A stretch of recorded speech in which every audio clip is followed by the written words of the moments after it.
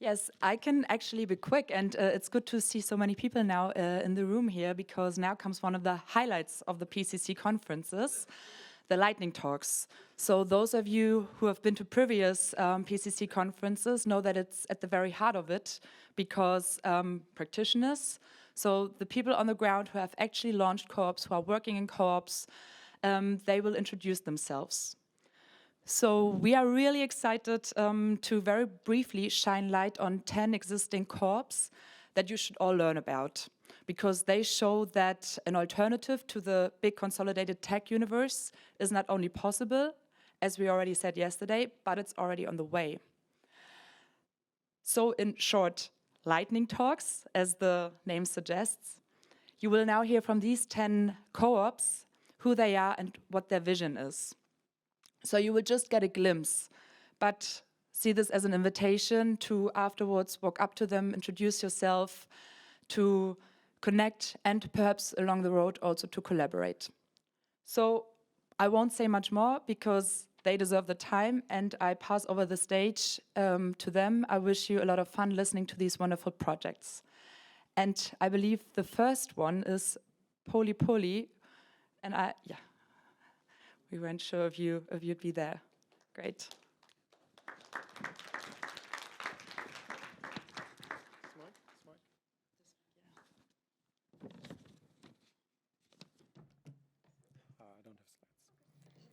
slides. Good morning, everybody. Thank you very much for inviting us. My name is not Thorsten Dittmar, as suggested in the program. Thorsten is the founder of Polypoly. He called me yesterday and said, okay, can you come and replace me? So I said, yeah, sure, I do it. So he sends best wishes and apologies.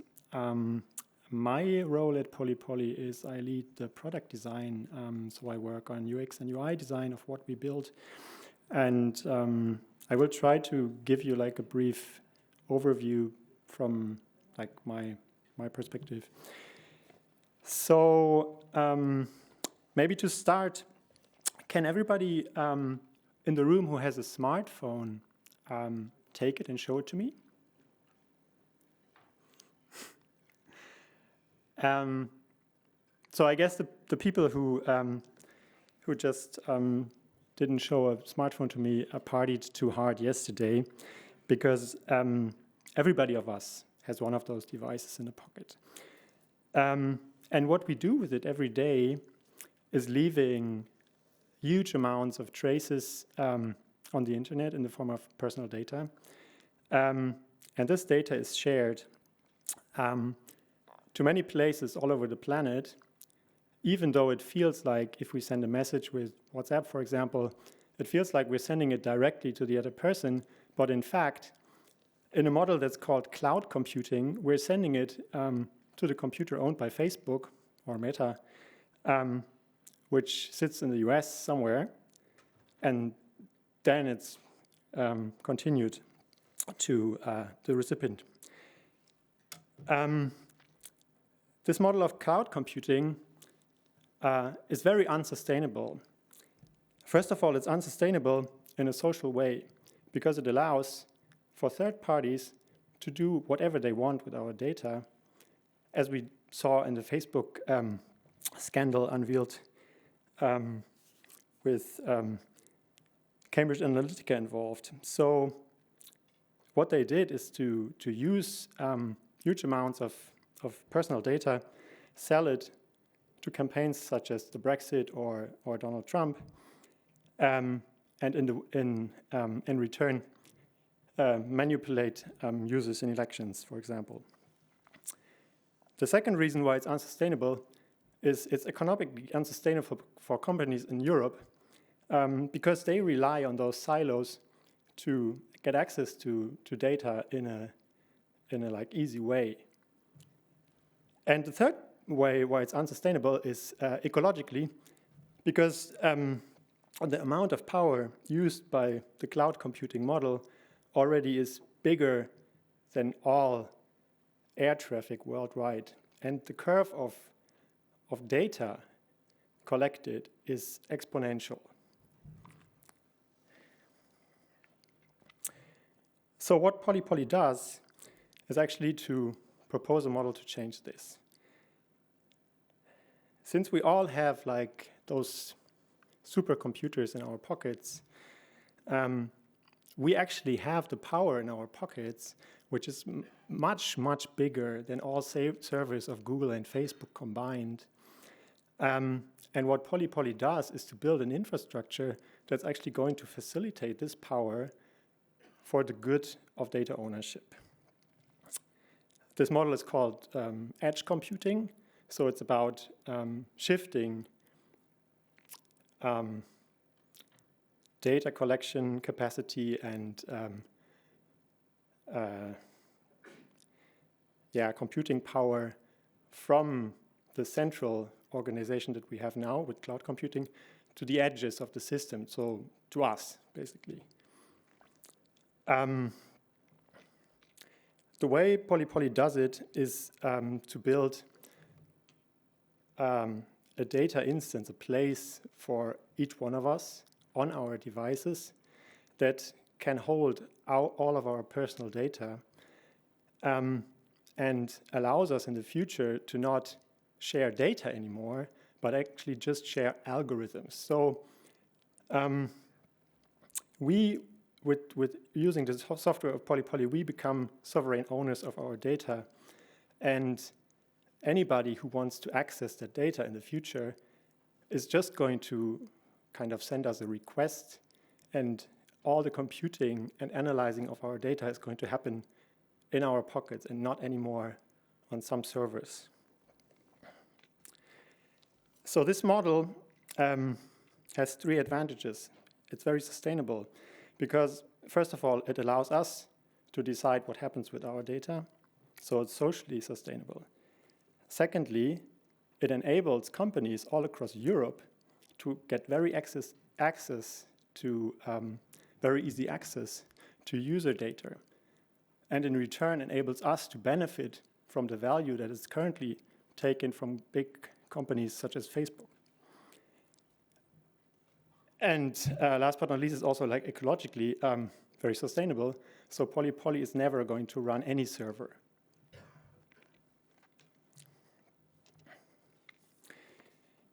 I enjoyed Francesca Bria's talk very much yesterday because what she showed is basically the mission of Polypoly. So she said the current model is that we have like two approaches. One is like the US approach of big tech. The second is the Chinese approach of big state. And what we want to build with Polypoly is actually the third approach that she also showcased, and it's about big democracy, and we think we should build it in Europe. Thanks.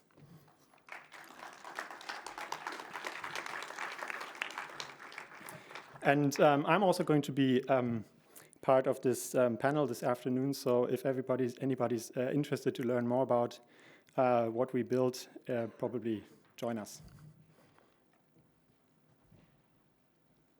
Yes, thank you very much. Round of applause for Polypoly. And next up is Rachel Arnould, co-founder and managing director of CoopCircuit.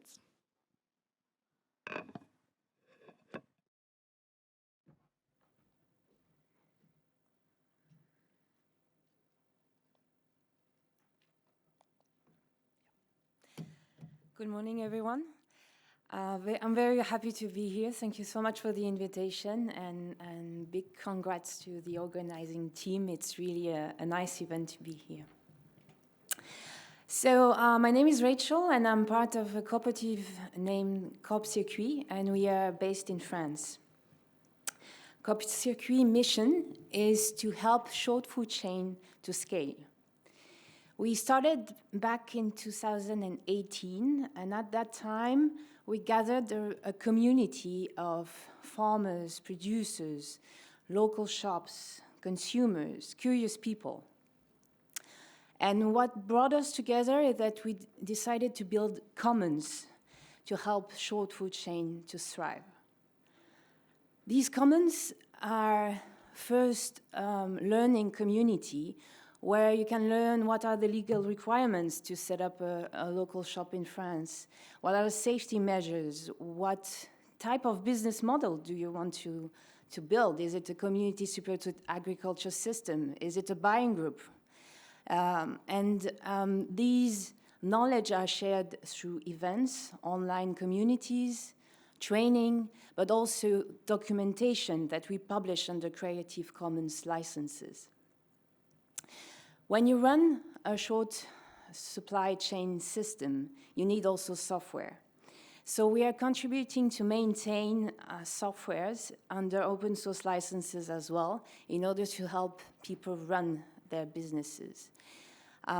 These software, and especially we have one software that is very famous, that is an e-commerce platform, basically, a marketplace where farmers can sell their product directly to their consumers.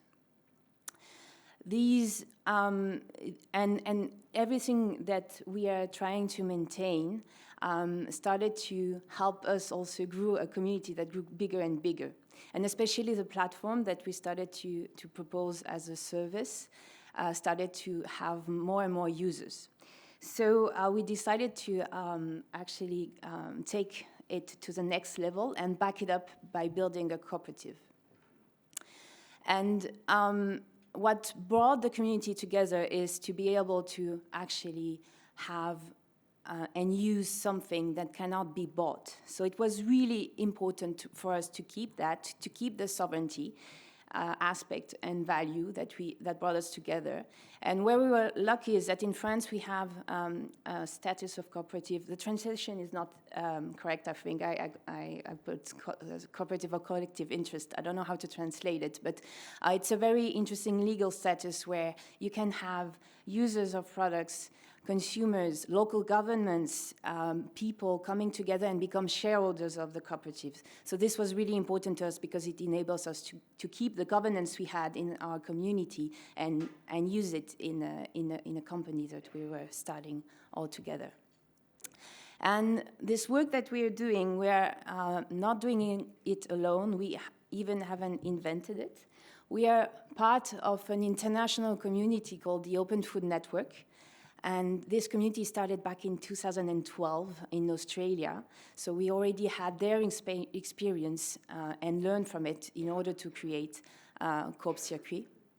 And this community helped us, as I said, to learn and share, but we are also mutualizing cost. So for example, the e-commerce platform we are running is developed at the international level, and we have today around 170 developers that have contributed to our source code, which is a small number compared to the most successful open source platform out there, but are still interesting information. And so last thing that I also wanted to share is that this now it grows a little bit further than only food products, and this is also how we chose the name CoopCircuit, is that we have more and more other type of goods. For the little story during lockdown, we were able to sell local toilet paper, so which was one of our highest jokes around during that time. Anyway. Enough said. Please reach to us, of course, here at the event, but also on social media per email, and happy to talk furthermore with everyone. Thank you.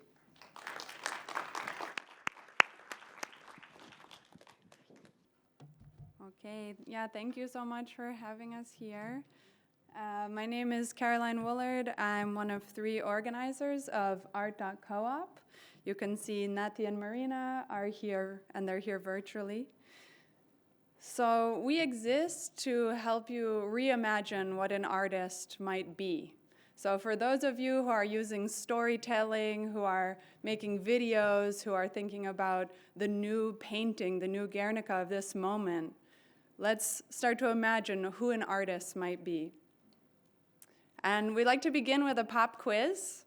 So for the advocates out there, you should pay attention now. What do these organizations and movements have in common?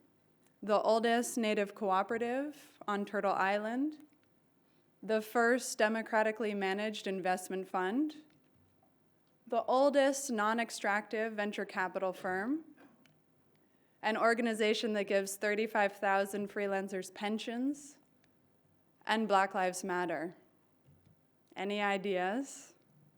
What do these organizations and movements have in common? Yes.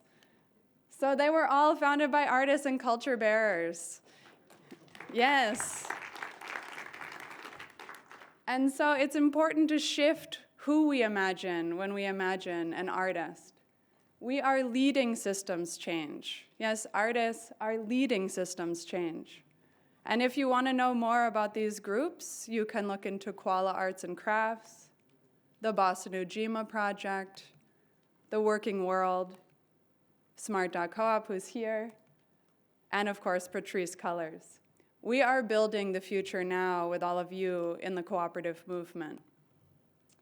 All around the country, the artists and culture bearers who have been most harmed by our current system of neoliberal governance and racial capitalism are building this new system by practicing self-determination and community wealth. You can see some of the examples here from Seed Commons. So please imagine these artists when you're thinking about the cooperative movement. We exist to grow the solidarity economy movement by centering systems change work led by artists and culture bearers. And what do we mean? Some of you might not have heard the solidarity economy movement. What this means is community ownership and democratic governance for political, cultural, and economic power. So when we say this, which is from Namaka Agbo, it means who decides and who owns or who stewards. How do we spread power and wealth and root it in hyperlocal community? And we notice all around the world, and especially in the US, we know that worker cooperatives are part of this bigger movement where we have sliding scale pricing, where we have community financing, community land trusts, and of course, worker cooperatives. This is the solidarity economy movement. And I'm just one of many people in this initiative. We have great facilitators here who I can tell you about if you want to talk one-on-one. And we're very young at Art.coop. We're really only 10 months old, although we have a long history of organizing that we're holding together. We started with a contract with Grantmakers in the Arts, which is a national group of arts and culture funders in the United States. We wrote a report that's 120 pages. We now do a presentation almost every week to academics, to artists, to funders to shift money and power toward the solidarity economy, especially in the US. We've been running peer learning and study into action program for the past 2 months. And now we're refining curriculum, which we are developing mainly for the US, but I'd love to talk to all of you about other ways to connect. And we have a discussion series that we're starting with these innovators led by Grantmakers in the Arts. And of course, we're doing funder briefings and here to dream with all of you together. Our budget is completely transparent and online at Open Collective. I also work at Open Collective. It will be owned by the users, and we process $35 million every year with 7,000 collectives around the world. It's a tech platform that exists to support nonprofits and co-ops, around 600 entities globally, that then support those 7,000 collectives. So again, you can see the local going to the international. Happy to talk about that. So as we think about the future, and we know that no one knows what arts and culture will look like after the pandemic, that 63% of creatives have become fully unemployed, and a third of museums are likely to close forever. We know that Black and Indigenous people have 2 times the death rate of white people in the US, and yet only 5% of pandemic response dollars are intended for communities of color in the US in 2020. And less than 5% are going to women and girls of color, and even less to Indigenous people. So what would the cultural economy look like if it loved Black and Indigenous people? This is a question from Jessica Norwood, which is used with permission. We have to remember that artists and culture bearers who have been most harmed are leading this innovation in the cooperative and solidarity economy. And so at Art.coop, Our job is to connect, to amplify, to move money, and of course, to always study and learn together. We need to practice ways of spreading power and wealth and rooting it in hyperlocal community. So if you want to learn more, please go to our website. You can see the recordings from the learning sessions, including the history of artists resisting and building and artists who are leading systems change now. It is an ongoing cycle, and this is the second crisis in my adult life, so I know as we see this momentum building, let's join with the wisdom from an intergenerational movement. Yes, artists are leading systems change, and we're here to shift the narrative, to tell stories, to make paintings, to move and dance together with different music from the cooperative movement. So please connect with us. Thank you so much. Thank you, Caroline. Thank you to Art.coop. And sorry again for the confusion. That's the problem with old programs that you have, even though you're the part of the organizing team. So now, next is Emma Adelaide Beck, co-founder, founder of Equal Care Co-op. Hi, everybody. Thank you very much for having me. This is really exciting. I actually walked out of the airport. This is the first time that I've been out of England for 3 years. And I cried. So, yeah, it's very special to be here. So we're Equal Care. We are a social care cooperative that has lived and struggled through this past couple of years of the pandemic. We are based in West Yorkshire. We're a multi-stakeholder, so our owners are the people who both give and receive support and their family members. In terms of where we are at the moment, our platform is in private beta, and we're kind of co-developing with the people that we're supporting. And over the course of the pandemic, we evolved a bit of a different way of giving and receiving support in our communities, one that's really holistic, that brings in family, friends, neighbors, paid caregivers, competitors from other agencies, and a way of giving support that is owned and controlled by the person themselves, which feels very special and very precious and very obvious, but nobody else is really working in this way, certainly not in the UK. What I wanted to talk about today actually was what does gig work look like in platform co-ops? Because there's a lot of conversation about workers' rights, and I think that there's a gap there in going, oh, well, workers' rights are what employed work looks like. That's what a good work looks like, to be an employee and to have the rights that accrue with that. I don't really think that's true, actually. I think there's a lot wrong with the employee and employer relationship, and I think that it's a duty of the platform co-op movement to recognize that, address that, and to come up with alternative ways of relating to one another. I've already said that.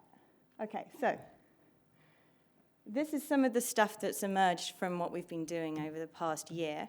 And I think these are some of the ways in which we can start to differentiate with the characteristics of what does a platform co-op look like versus what does a traditional business look like versus what does a standard kind of for-profit platform look like when it comes to their sort of labor relationships. So the root of it all is in consent. As long as you are working from a place of consent, then that is okay. That is a foundational start. So if you consent to be working in a self-employed capacity, brilliant. If you don't, become an employee. So I'm not going to go through all of these, but sort of one of the ways in which you can create safety nets is not by making people employees, it's by enabling mutual aid. So I don't know how many of you have heard of bread funds. They're cool. They came out of the Netherlands, just like, loads of social innovation just keeps coming out of the Netherlands. but they're a way in which workers can collectively provide support for one another by contributing to a common pot. And then Equal Care as a cooperative contributes to that pot as well. And that's what has enabled quite a few of our workers to avoid horrible income shocks because they had to isolate for 2 weeks due to a suspected coronavirus symptoms. And then that means that you lose work. So the Bread Fund covered that lost income and has been covering that for the last year and a half. A couple of kind of rules in there that we've built in. So just minimum wage, like you can't go under the self-employed equivalent of minimum wage. Nobody is actually being paid that at Equal Care. Everyone is above that.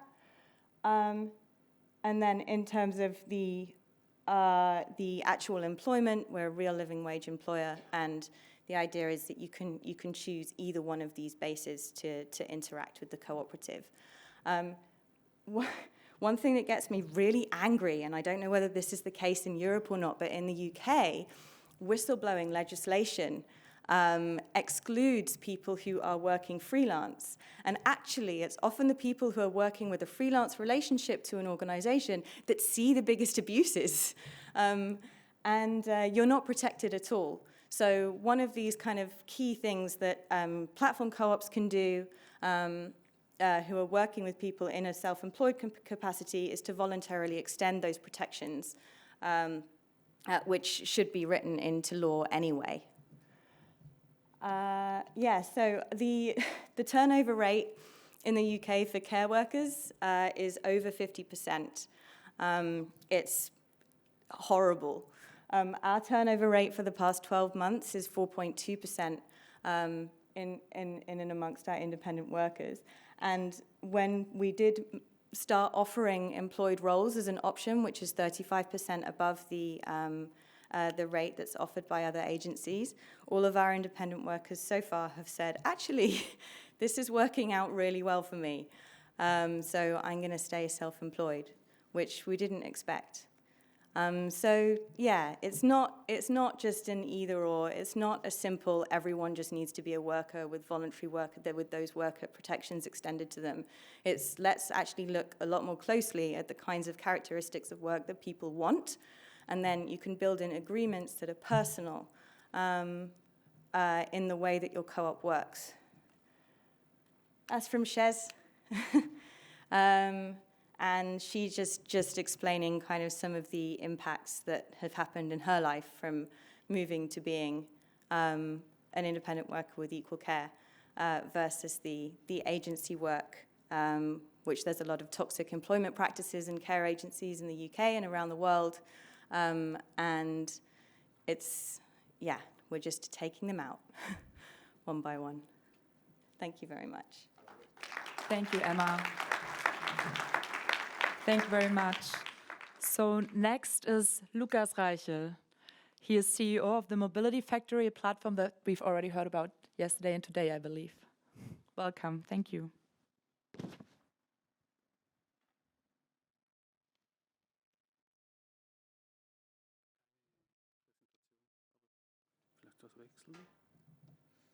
Oops. Or switch it off. Hello everybody. I do it without presentation. I'm very happy to be here. It's a big pleasure hearing about so many interesting things which somehow affecting what we are doing. But of course, while you are doing this, you're not really conscious about the bigger picture very often. So it's very valuable input. I will talk about the Mobility Factory. The Mobility Factory is a European cooperative society which offers e-car sharing platform to its members. So what does that mean? I'm also co-founder of Somobilitat. We started in 2016 in the Barcelona region, and we wanted to follow the model of the energy cooperatives. Perhaps you know Somenergia, which is a fantastic success story as an energy cooperative.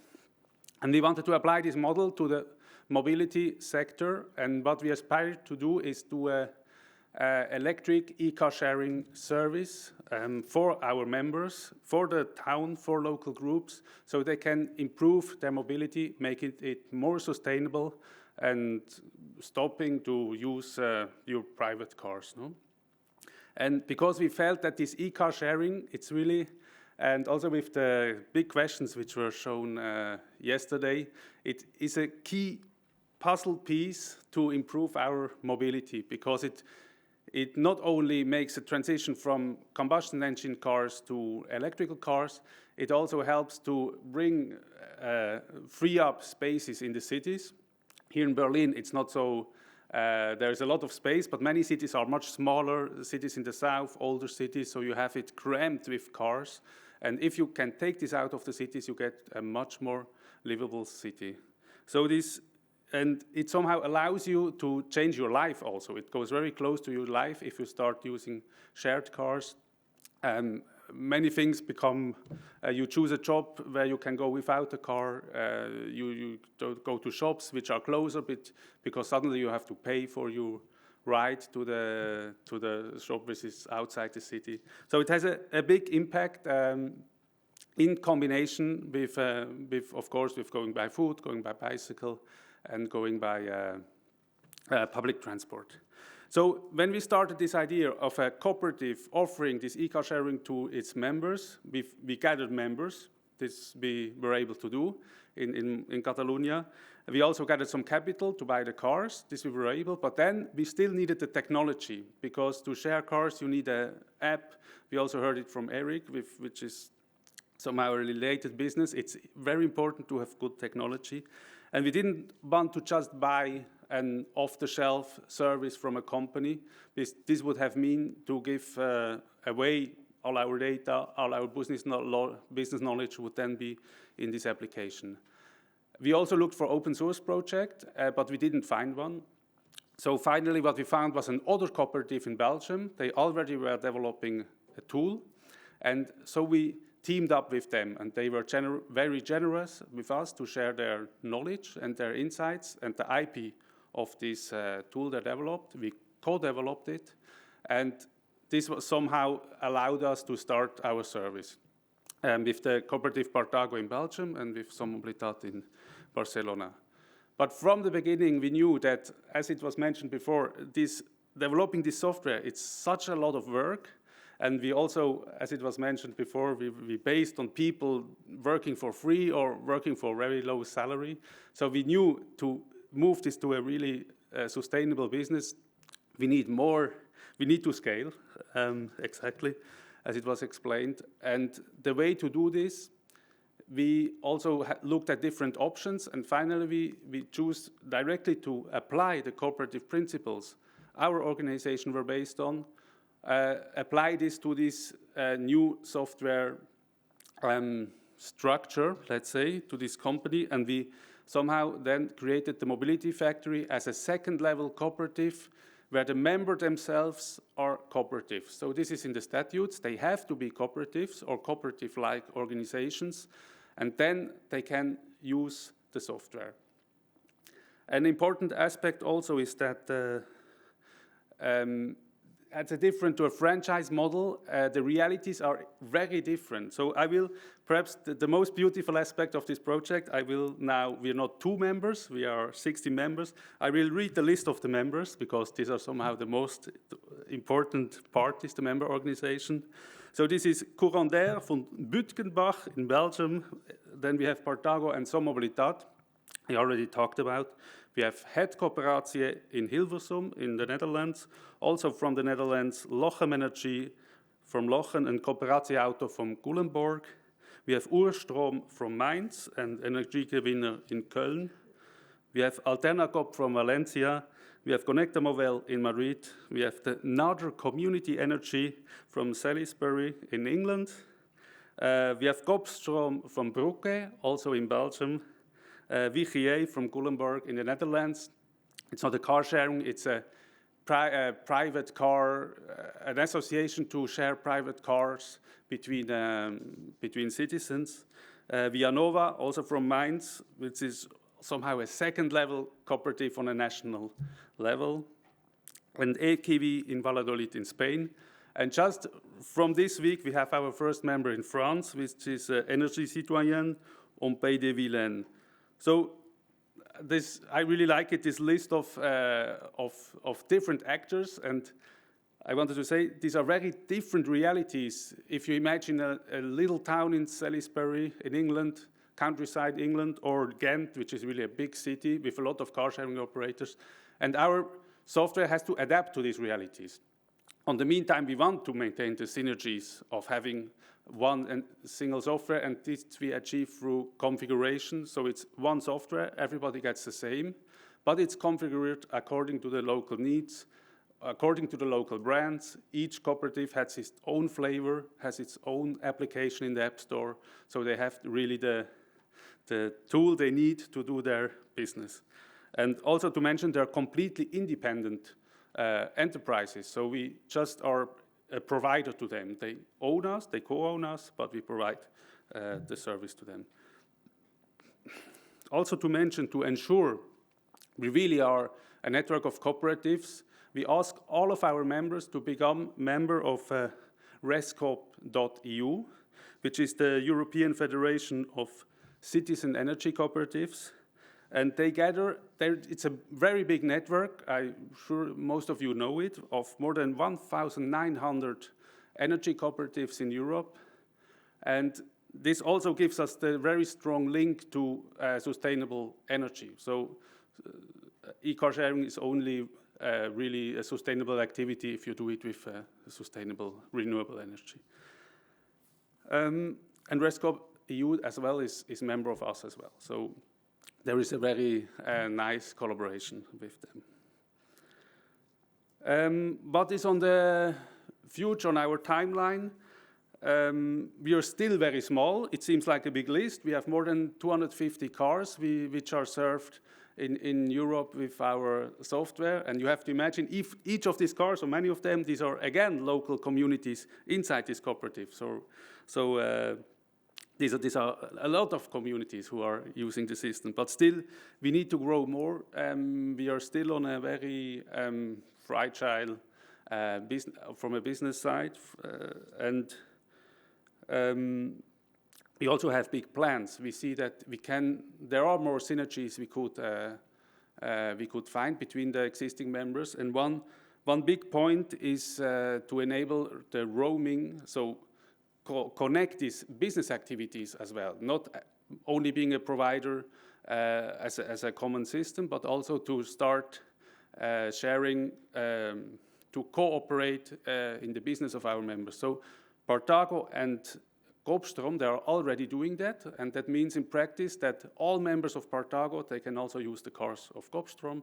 All members of Coopstrom, they also can use the cars of Partago with the app, and this is really something we can only do because we are cooperatives, because a traditional company would never allow this, just to just to share their user base. So this is a big advantage we have, and we have to take advantage of this. And yes, when we come to the financing, we have raised just up to now, we are financed entirely by our members. So to become a member of the Mobility Factory, you have to buy 4 shares of 1,000 euros each. So we have raised around 100,000 euros in shares.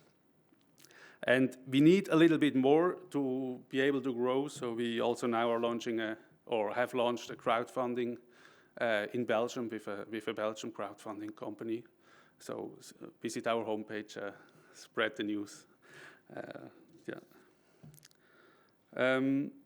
That's all. Perhaps for the future, yes, the roaming is very important, and also we could amplify what we offer to our members, go into more direction. For example, a big need is insurance. It's a big problem for our members. In some countries, it's very difficult to have an insurance for a cooperative for operating cars. So there are big possibilities how we can further support our members. Thank you very much. Thank you very much, Lucas, and Mobility Factory. So now we have 5 more very interesting co-ops to come. Next one is Smart. Magdalena Ziomek, founder and CEO of Smart.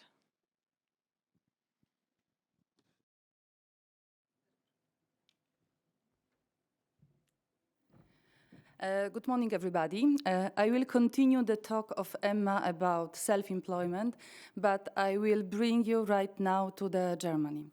In Germany, we have 400 million people who are working as a self-employed. Almost half of them are working as solo entrepreneur, which means that this group is very strongly exposed to the precarious working conditions, to the fluctuating income, and to the limited access to the social security system. What our cooperative is doing, we are offering solutions for freelancers, enabling them to enjoy the freedom of the self-employed and the security of the employed person.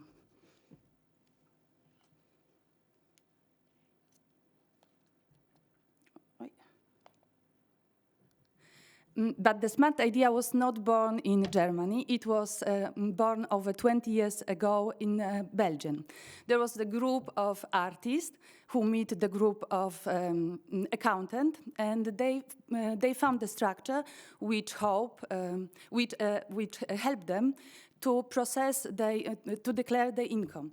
What they were also doing, they were helping them to help out with the administration boundaries. So this was the situation in Belgium, and right now Belgian structure is not only serving 70,000 of the members, but they also helped us, other countries in Europe, to create similar structure. So right now we are 8 countries working as a cooperative. We have 40 offices in Europe, and we help the freelancers to cope with their activities. So, but how do we do it? So at first, in Germany, we are cooperative, which is non-for-profit cooperative. So it means that all the profit is reinvested to build the services of the cooperative. And the services serve all the members of the cooperative. So one share costs only €50, and it gives the member the access to the full services of the cooperative. What the cooperative is doing, we are processing the projects of the members. So it means that the freelancer can join the cooperative, and the cooperative is taking over the project of them, invoicing the client, doing the debt collection, and chasing the money. What do the members have of the cooperative? They have access to employment in the cooperative. So it means that that we are taking over the project and they get employment. Getting employment, they are getting also automatic access to the public social security system. And they can also reimburse their costs, so it means that all the professional expenses will be held in the cooperative, and they have access to the payment guarantee. So it means that in the cooperative, there is not the single members who is waiting for the client to pay. No, the members are employed and they get every month their salary, and it is cooperative who is chasing the money, and in the case when the client is not paying, covering also losses. So we are a cooperative, so it means we are the shared company owned collectively by the members. And the members are shareholders of the company. Currently, we are 700 members in Germany, and these members, they process their project in the cooperative.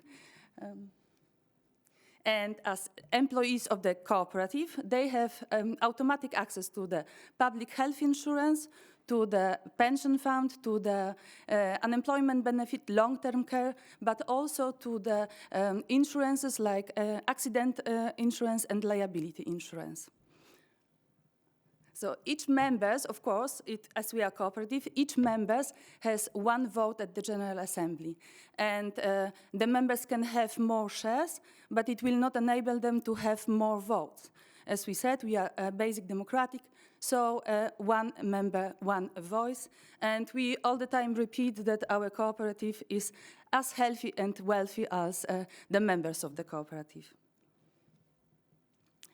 Normally, we were working with individuals, but 2 years ago, we were approached by the group and collectives who were asking us if it will be possible to work together. It was a challenge. It was a challenge for us, but we accepted it. And since 2 years, we are also hosting not only individual activities of the members, but we are working with collective and groups.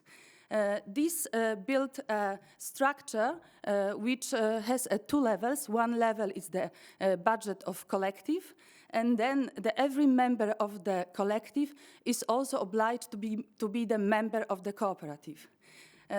We do not only work with the collective in the traditional understanding, but we also start to work with the platform Corp.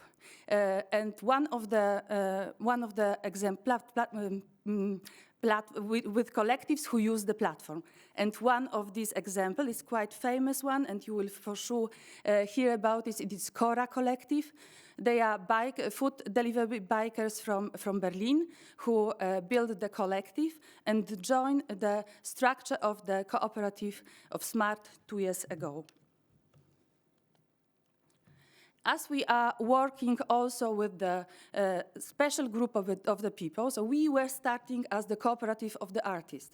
But very soon we understood that not only artists needs the way of services which we are offering, we open our services also to the other fields. And so right now we are working with translators, consultants, tour guides, and project managers. And as we wanted also to start with the people from the educational sector, we just noticed that working with our cooperative, they will lose some tax advantages. So there was the reason why we created a structure which is non-limited structure, not-for-profit structure, limited, and which serves teachers and trainers in the same way we are working with the cooperative, invoicing some of the services also without VAT, as is typical for the trainers and teachers here in Germany. So right now I'm already at the end of my presentation, and if you would like to know something more about SMART, every week on Thursday we are doing info session, and you are warmly online info session, also very often in English, and you are warmly invited to join us. Thanks a lot. Thank you very much, Magdalena. Super interesting. So next we will hear from Richard Jenkins, executive of Resonate Corp, how to make music streaming cooperative.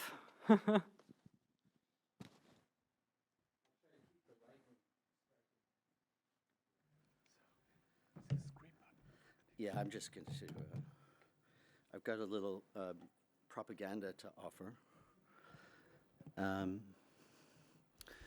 I was impressed by the presentation yesterday when Eric mentioned all of the social contribution and legacy that we support in order to be in this room, all the labor that's around us, and all the cultural history of the entire planet that we kind of ride on into this moment. And so I am also grateful for that and this opportunity to share it with you. My name is Richard Jensen. I've come to you today to represent Resonate Cooperative. The co-op is a body of work in progress, a legal entity registered in the European Union in Ireland since 2017, and a living community organized to sustain the pursuit of music on the World Wide Web at resonate.coop. I encourage you to visit frequently to resonate.coop because, like any living thing, it is a collectivity in a continuing state of change. It's different every day. The work engaged at resonate.coop represents the intersection of 3 particular interests. Democratic governance. We are owned by our members. We're derived from the fair shares model of multi-stakeholder platform co-ops. So our producers, which are artists, our consumers, which are our listeners, our workers who've developed the platform, are all members, as are, there's a class for founders, and again, with these kind of details, I'm happy to talk to folks about it later. So that's one interest, is democratic governance and that structure and the problems that arise from democratic governance. The other particular interest is technology, and specifically technology to serve human beings rather than the reverse, which I think is sort of the political question. And then most importantly, the ancient human social practice that we call music. Music is a strange and powerful quality of sentience which connects the interior subjectivity of the artist or performer across the outer space of the social world. Music does this in a way that is essentially physiological, from sentient body to sentient body, without mediation by language, money, or other abstractions. This projection into the shared space is necessarily civic and political, as is the question of how ecologies of care are protected in order to maintain, in order to support these fragile and temporary human bodies. Not everyone is tuned in. Music requires skillful receptivity, which is often developed through years of practice and exercise. An example of how subtle this can be is revealed by the distinction we make between the activities we call hearing and listening. We can argue about that later. Not everyone is tuned in, but those who know experience music as a kind of social superpower. It can be like a combination of telepathy and time travel.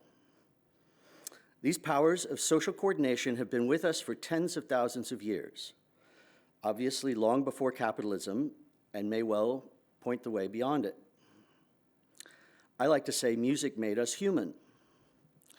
Even now, it provides those who dwell in it constant confirmation of the potential of the human quality of social being.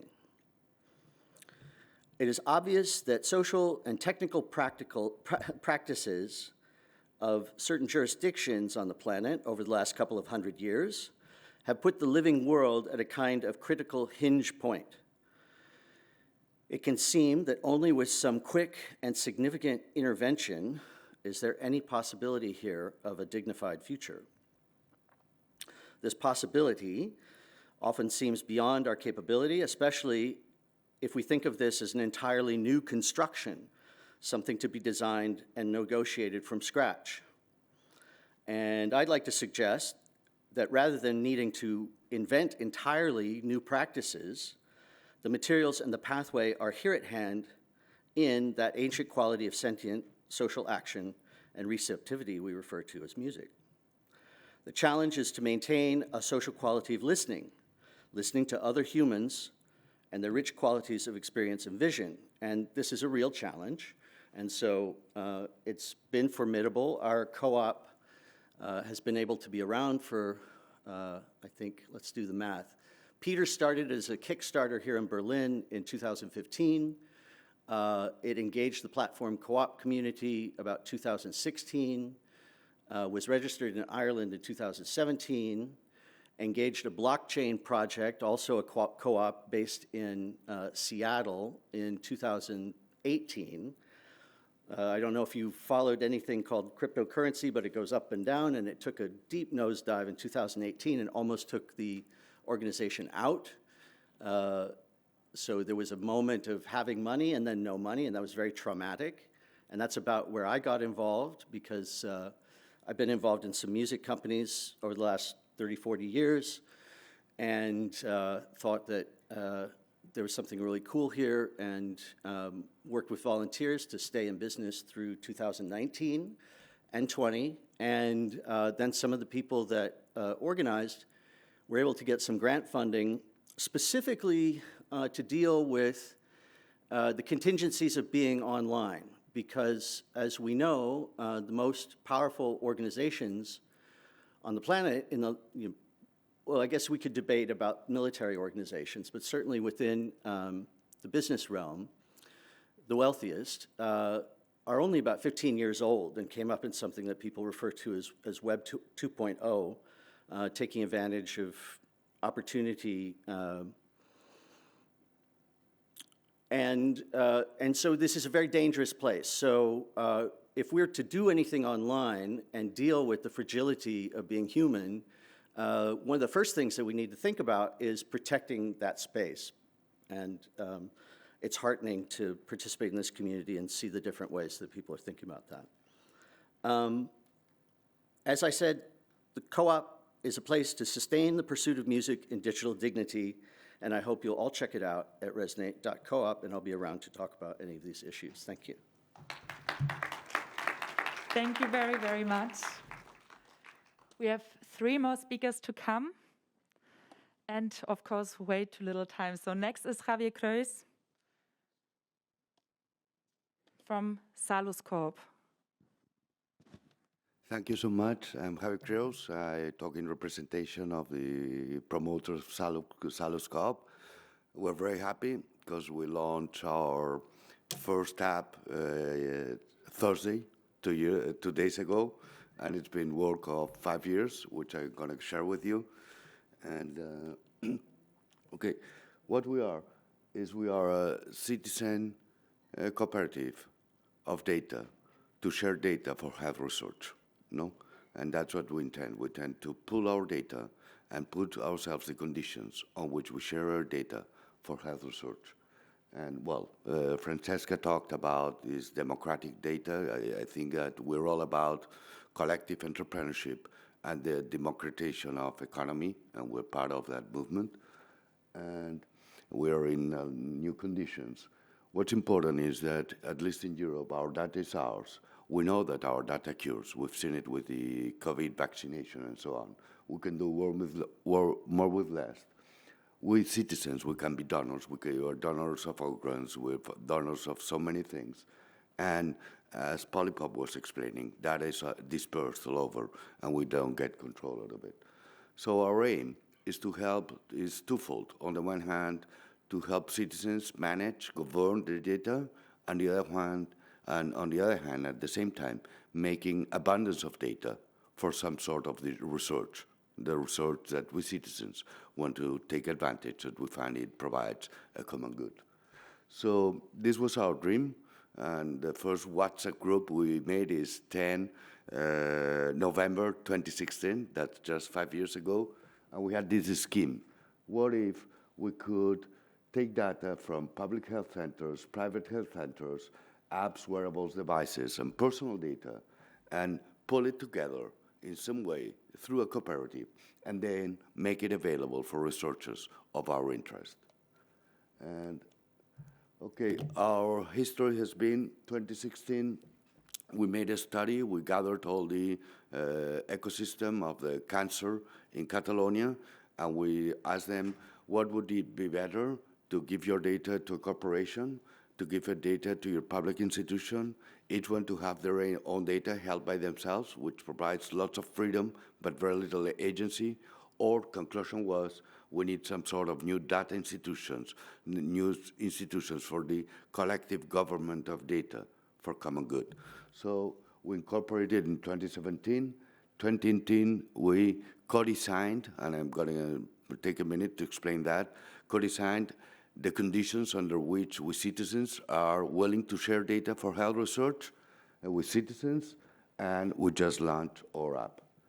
So this is the experiment we put in. Once we have proved that the model was viable, we put on the internet a scenario building where anyone would come and we would ask, Christine, if a public hospital asks for how much you walk every day to study arthrosis and we share the results openly, would you share your data? Or Trevor, if pharmaceutical asks the genetical composition of your hair to build a new shampoo and would reserve the information, would you share your data? Out of that, we saw out 8,000 responses that 87% of the situations people would share their data if it was used only for health, social research, if it was non-commercial institutions. Most important, and that was the main driver, if results were shared openly with no cost for everyone, and that's very important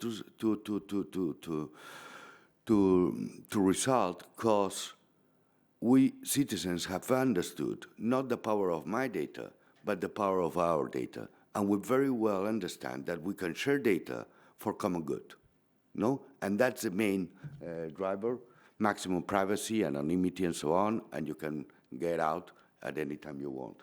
So we just launched our first app. Our first app works in distributed technologies. You create a personal repository on the interplanetary file system. All the consent is written on the blockchain. We at Salus Corp, we don't touch data at all. You share your data on your own conditions with the researcher directly. And we just launched, with the help of, during all these 5 years, what we've learned is that many people that had our same dream started with technology. We had no money. We met every Tuesday at 9 o'clock, whether we had money or not, to move things on. And what we learned is that by the time we had the social engineering right, and social engineering means talking with researchers, talking with citizens, getting Abacus. Abacus is helping us launch 800,000 members in Catalonia of this cultural co-op, getting 5 principal research institutions. We did first the social engineering, and then when we were ready with the social engineering, technology was out of the box, no?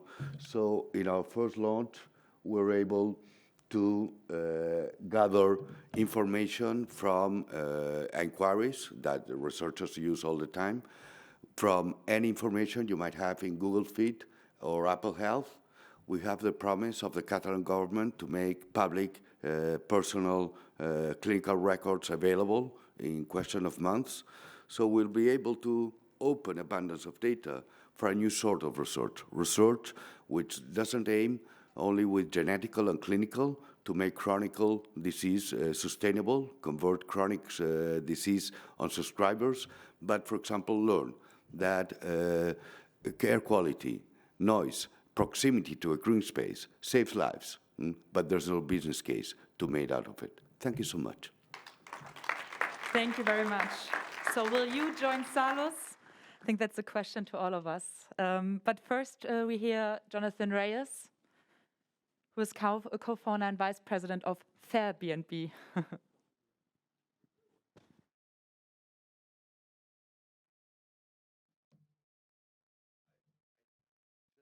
To add one thing, we built our platform in a way that it's open to use to any other cooperative that shares exactly our license or other licenses. So as a community, we can build data cooperatives with different interconnected objectives.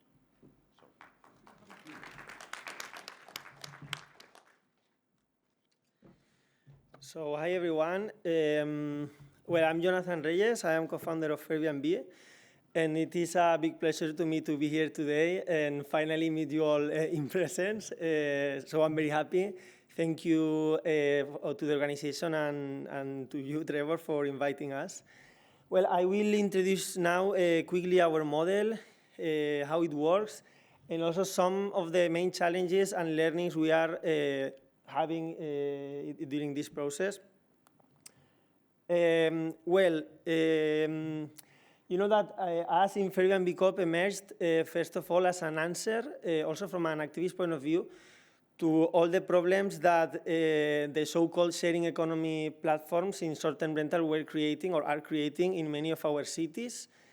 In terms of gentrification, extractive economies, and loss of identity of our cities.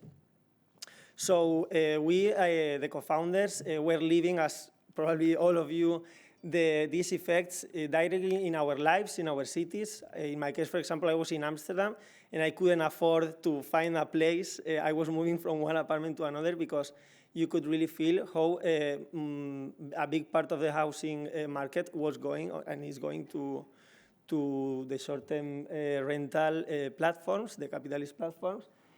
So that's how we decided going beyond activism to really create an alternative platform that could challenge the big tech players. And in doing so, we discovered that it was not just us in Amsterdam, but there was also people in Bologna, in Venice, in Barcelona. There is part of the team here today. And then we came together to build a cooperative platform that would reduce the negative effects of tourism, amplifying its positive one for the host communities. What we are basically doing here is to build a technology that is a tool for local communities and territories to promote regenerative tourism and have the sovereignty on the model of tourism they want in their cities or in their territories. And while we are already active in the first pilot cities, we are preparing the launch in the new destinations and also the first national operations at national level. And we are launching very soon also our experiences and midterm rental platforms. How do we do this? How our model works? We basically, talking about common sense, we work as a technology, as I mentioned, that is at the service of what we call the 4 Ps, people, places, planet, and then platform to promote transparency. What do I mean when I say these 4 Ps? People is at the center of our model because we are a cooperative. We are currently evolving to a multi-stakeholder Coop to engage all our stakeholders in the democracy. We are focused on the impact, the positive impact we have in the places to promote circular economy, and we do this first of all by donating half of our revenues to fund social community projects in every destination where we are present. We create local employment through our local partners. We grow in an organic way through partners. And finally, this is very important, our local communities can set specific policies that define how the technology works in their territories. So we are promoting the local sovereignty of the technology. Planet, because we understand that the planet has its limits, so we have the one host, one home policy. As a host, you can have just one apartment in the short-term rental market. And we are implementing now a system to reward the sustainability practices between our users. So if you as a host travel by train instead by, as a guest, instead by airplane, you will be rewarded by an internal coin. We are working right now on this. And finally, platform, because we are creating we have a platform that enable us to collaborate with local authorities and share our data respecting privacy. But I wanted to talk today also about challenges and about learnings we are having. Beyond our technology, beyond our cooperative model, we, and I guess many of you also have this, I would like to maybe discuss later on this. I don't know who was talking before about the culture and about the power dynamics. I think beyond having a nice technology, beyond having a nice legal cooperative structure, we have to promote an ethics of care that, and a shared culture that enable us to deal with all the complexity we have inside of our platforms, inside of our companies. Because we have to be at the same time activists, but business. We have to be technology, but very focused on human. We are a community, but this community is also in a way a workforce. We are global technologies, but in our case at least, but we are focused in the local impact. So how to deal with this complexity? In our case, we really think that the answer must be deep cooperativism and radical democracy at all levels in the company. So now we are working on improving the participation spaces to promote a community-led culture. So we deal with conflict and we shape it together. This is our main focus now, to really work on this. At a technology point of view, also promote more distributed technologies, also with blockchain, to enable more local management and local decision-making also in the way technology is managed. And finally, at a legal level, we are working right now to evolve, as I mentioned, to a multi-stakeholder cooperative at a global level. so that also the decision-making and the power is retained mainly at a local level. And just to finish is this togetherness, and this, I want to really focus on this ethics of care, what from my point of view give us a direction, as also Francesca Ria was saying yesterday, beyond the technology, even beyond the cooperative structure, is this ethics of care and deep and radical democracy what will drive us to become a movement, no? And this is what we are really focused on now. And well, thank you very much, and I hope you can also travel with us, and looking forward to continue discussion later. Thank you. Thank you very much. So next time you're on holiday, look out for Airbnb. So last but not least, we will have Stako Trancoso, co-founder of Disco Corp, finishing these very wonderful lightning talks with just as much a wonderful performance, I believe.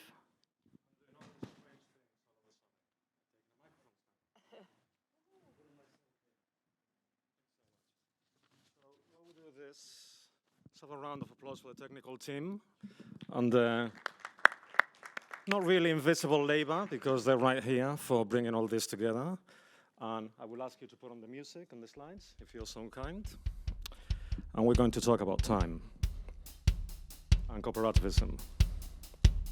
Tick-tock, tick-tock. What would you do? What would you do if you had the time? Turn it up. Tick-tock.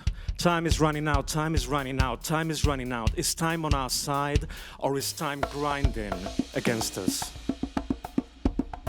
Who are the masters that made the cut, the measure of time, from punch clock to the microsecondary fractions of high frequency, algorithmic trading, derivatives, and cyborg finance? Time is not ours. We lost time to the man, to the atomic clock. Tick-tock. Tick-tock, tick-tock. Now there is feel time, there is rhythm time and the beat. We call it Kairos. Kairos is the time of song.